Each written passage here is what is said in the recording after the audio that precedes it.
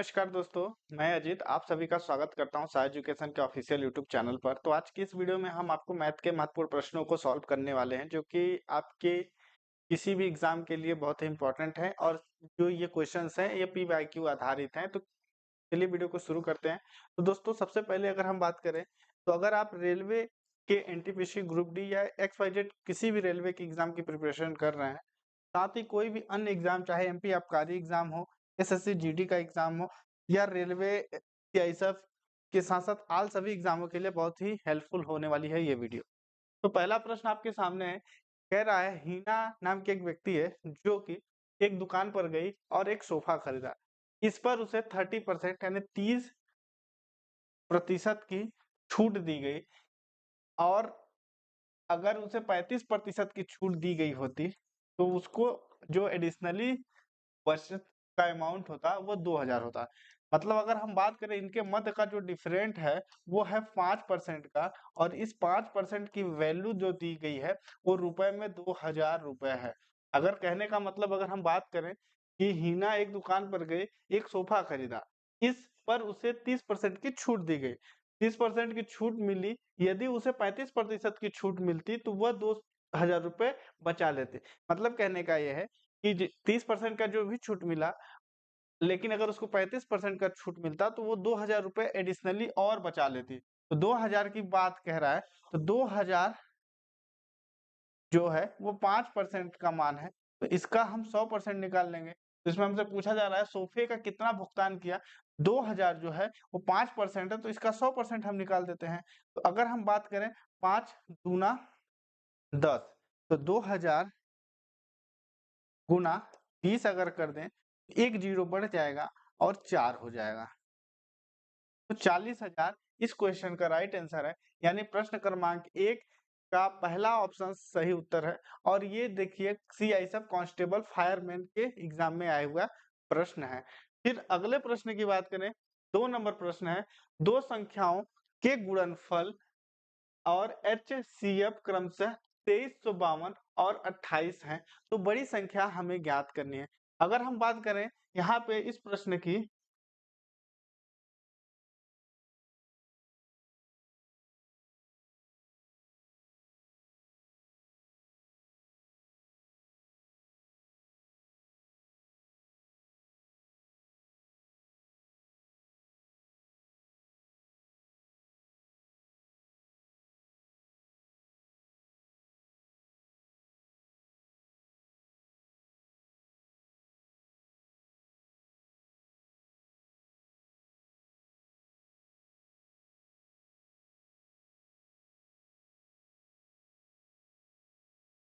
तो अगले प्रश्न की बात करें, यदि दो संख्याओं के गुणनफल, तो पहली संख्या अगर हम मान लेते हैं, माना जो संख्याएं हैं, माना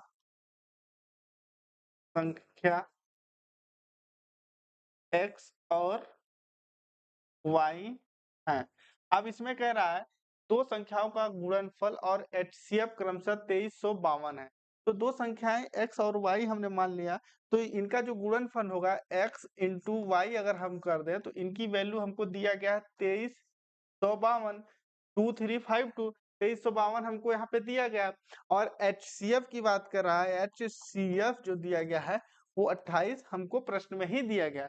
अब अगर हम इसको सॉल्व करने की बात करें, तो दो संख्याओं का गुणनफल हमेशा एलसीएम इंटू दो दो संख्याओं का गुणनफल जो होता है वो H C F into L C M होता है। अब हमारे पास दो संख्याओं का गुणनफल दिया गया है 2352, और हमको एचसीएफ की बात कर रहा है, तो एचसीएफ 28 है, एलसीएम हमको ज्ञात करना है। तो एलसीएम इक्वल टू 2352 बटा 28। जब हम इसको काटेंगे तो इस प्रश्न का सही उत्तर हो जाएगा ऑप्शन नंबर 3, यानी 84 से ये संख्या कट जाएगी। तो इस तरीके से बेसिक फॉर्मूले के बिहाफ पे इसको आप सॉल्व कर सकते हैं। अगले प्रश्न की अगर हम बात करें, प्रश्न क्रमांक 3 आपके सामने है। अर्धवार्षिक रूप से संयोजित 2 साल में 6% प्रति वर्ष की दर से 18,000 रुपए पर चक्रवृद्धि ब्याज की राशि हम ज्ञात करनी है। देखिए इसको हम कैसे सॉल्व करेंगे, अगर हम टाइम की बात करें, टाइम जो बोल रहा है वो टाइम जो है वो है 2 ईयर। आरवाई की बात करें, रेट ऑफ इंटरेस्ट की बात करें, तो वो है 6% प्रति एनम। लेकिन जो ब्याज लग रही है, चूंकि ये कंपाउंड इंटरेस्ट की बात कर रहा है, कंपाउंड इंटरेस्ट है हाफ ईयरली। तो हाफ ईयरली का मतलब है कि जो 6% है ये 6/2 हो जाएगा, क्योंकि साल में 2 बार लगेगा, तो ये 3% हमको 3 महीने 6 महीने का निकालना है। प्रिंसिपल अमाउंट की बात कर रहा है, वो दिया गया है 18,000 रुपए। हम ए बराबर P1 प्लस R/100 के ऊपर n लिखेंगे। n जो टाइम दिया गया है ये 2 साल दिया गया है, जबकि हमको 4 बार इसको ब्याज करना पड़ेगा। तो देखिए 2 साल में 24 मंथ होते हैं, हर 6 महीने में हमको ब्याज निकालना है, तो 6 दोबारा 6 18 6 चौको 24, n की वैल्यू हमको 4 मिल गई। ए हमको ज्ञात करना है, p कितना है हमारा 18,000 रुपए गुना या ब्रैकेट 1 प्लस r की मान की बात करें तो r है 100 और n की बात करें तो n है 4। 100 एकम 100 103 103/100 और ऊपर में 4 हो गया। अब अगर हम इसको जब डिवाइड कर दें 103 डिवाइडेड बाई 100, तो हमारे पास इसको जब अगर हम यहीं से डिवाइड कर दें अगर, तो यहाँ पे आ जाएगा 1.03, ये 3 हो जाएगा। तो अब हम इसको इधर करेंगे, ए बराबर 18,000 गुना 1.03 बटा इंटू 1.03 इंटू 1.03 इंटू 1.03, 4 बार हम लिखेंगे। और जब 1.03 को हम 4 बार इंटू करेंगे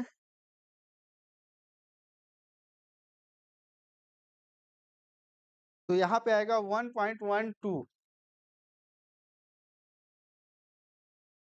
1.12 और आएगा। तो अब इसको जब हम इंटू कर देंगे,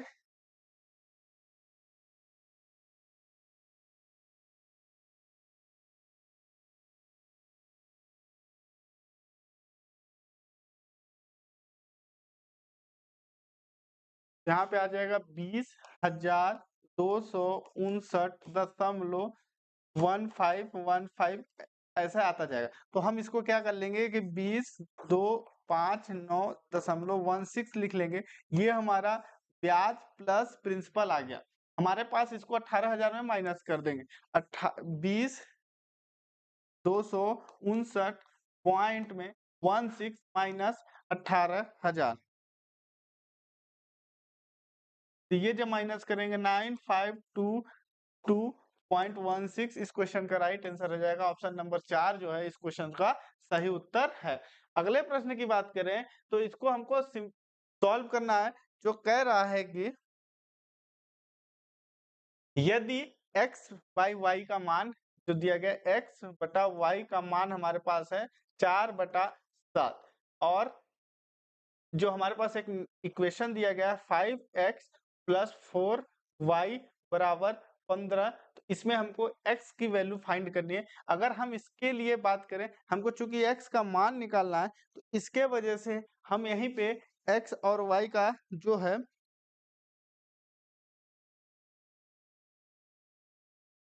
वैल्यू फाइंड कर लें। तो हम y को एक तरफ छोड़ दें, अगर y को इधर छोड़ दें, y बराबर इसको हम लिख सकते हैं, इधर y होगा तो x उधर चला जाएगा, x उधर जाने का मतलब ये हो जाएगा, संख्याएं पलट जाएंगे तो ये 7x/4 हो जाएगा। अब इस y का मान इस समीकरण में हम रख देंगे, तो यहाँ पे जैसे 5x प्लस 4 इंटू वाई का मान हो जाएगा 7x/4 इक्वल टू 15, 4 से 4 कट जाएगा, 5x plus 7x equal to 15, 7 4 11 7 5 12 होता है। 12x इक्वल टू 15, x बराबर 15/12 हो जाएगा।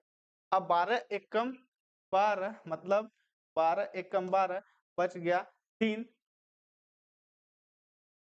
तो सब 30 हो गया, वो दूना 24, फिर बच गया उसमें 6 बार 5, मतलब 1.25 इस क्वेश्चन का सही उत्तर हो जाएगा। तो इस तरीके से इसको आप इस टाइप से क्वेश्चंस को सॉल्व कर सकते हैं। अगले प्रश्न की अगर हम बात करें, प्रश्न क्रमांक 5 आपके सामने है। एक दुकानदार एक वस्तु को 20% की हानि पर बेचता है जिसकी वैल्यू 180 रुपए, मतलब अगर हम बात करें 20% के लॉस पे बेचता है। देखिए 100% हर चीज होता है, प्रतिशत में अपने आप में हर चीज की वैल्यू 100% होती है। अगर इसी पे लॉस होता है और इसी पे प्रॉफिट होता है, अगर प्रॉफिट होता है तो हमेशा उसमें जुड़ता है, 100% में लॉस होता है तो उसमें माइनस होता है। क्योंकि यहाँ पे 20% का लॉस की बात कर रहा है और लॉस में उसने 180 रुपए में सामान को बेचा है, मतलब इस 100 में से ये माइनस हो जाएगा। तो यहाँ पे 80% की वैल्यू हमारे पास दिया हुआ है 180।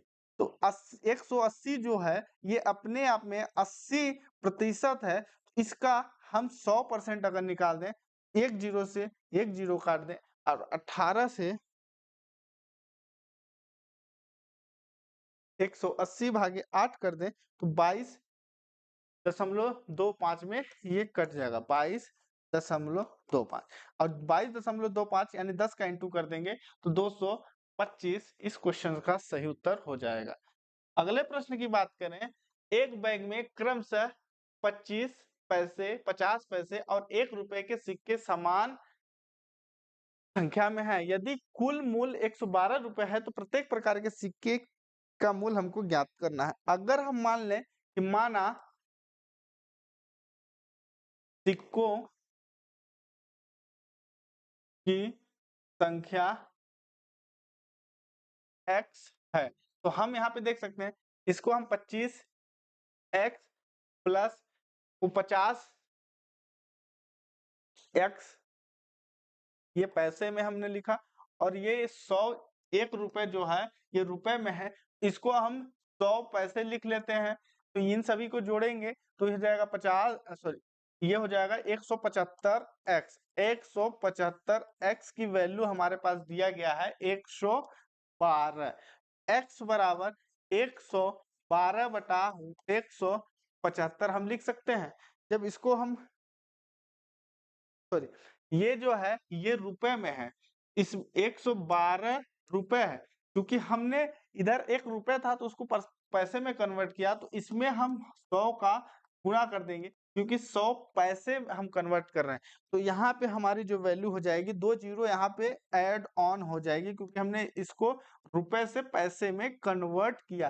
तो रुपए से पैसे में कन्वर्ट करने पे 175 से ये जो वैल्यू है ये 64 बार में डिवाइड हो जाएगी। तो x का मान 64 आया। मतलब अगर हम बात करें पूरे सिक्कों में अगर हम बात करें तो 25 पैसे के सिक्के 64 हैं, 50 पैसे के सिक्के 64 हैं और 1 रुपए के भी सिक्के 64 हैं। तो इस तरीके से ऐसे क्वेश्चंस को आप सॉल्व कर सकते हैं। अगला प्रश्न है सरलीकरण कीजिए, यानी सिंप्लीफाई करना है, और ये भी क्वेश्चंस सीआईएसएफ कांस्टेबल, मतलब ये सारे क्वेश्चंस एक सिंगल शिफ्ट में आए हुए रियल क्वेश्चंस है। देखिए 14.05 गुना 6.5 डिवाइडेड बाय 0.05 है। इसको अगर हम बात करें कि 6.5 से डिवाइड कर दें, 6.5 को 0.05 से डिवाइड कर दें तो यहाँ पे 130 आ जाएगा दोस्तों, 130 आता है।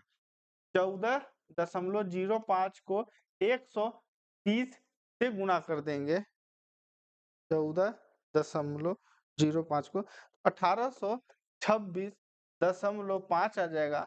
मतलब इस क्वेश्चन का सही उत्तर होगा 1826। मतलब ये दोस्तों ऑप्शन नंबर 3 सही है, 1826.5।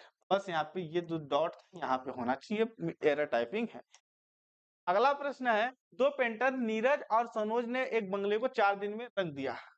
नीरज नाम का एक व्यक्ति है और एक व्यक्ति है सनोज। इन दोनों के द्वारा अगर कार्य किया जाए तो ये 4 दिन में किसी एक घर या बंगले को पेंट कर देंगे। नीरज जो है, अगर नीरज अकेले काम करे तो वह उसी बंगले को 10 दिन में पेंट कर सकता है। हम इन दोनों का एलसीएम ले लें या वह नंबर ले लें जो दोनों से कट जाएगा, तो कुल क्षमता मतलब कुल कार्य हमको पता चलेगा। हम 40 यहाँ पे ले लेते हैं, 4 दाम 40, 10 चौको 4, 10 चौको 40। ठीक है, तो नीरज और सनोज नाम का जो व्यक्ति है, इन दोनों की जो कुल कार्य करने की क्षमता 10 है, जबकि नीरज अकेले 4 कार्य कर सकता है। तो हम सनोज, हमको किसकी बात कर रहा है?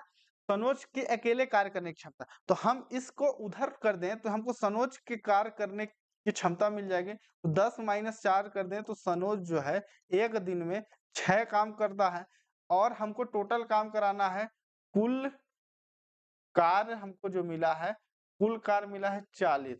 तो अगर हम 40 सनोज के द्वारा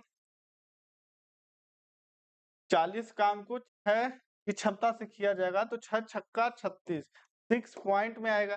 6 पॉइंट में एक ही ऑप्शन है, मतलब ऑप्शन नंबर 2 इस क्वेश्चन का राइट आंसर हो जाएगा।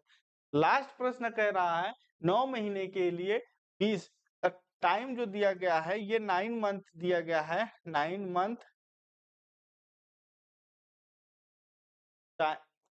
टाइम जो है ये 9 माह है।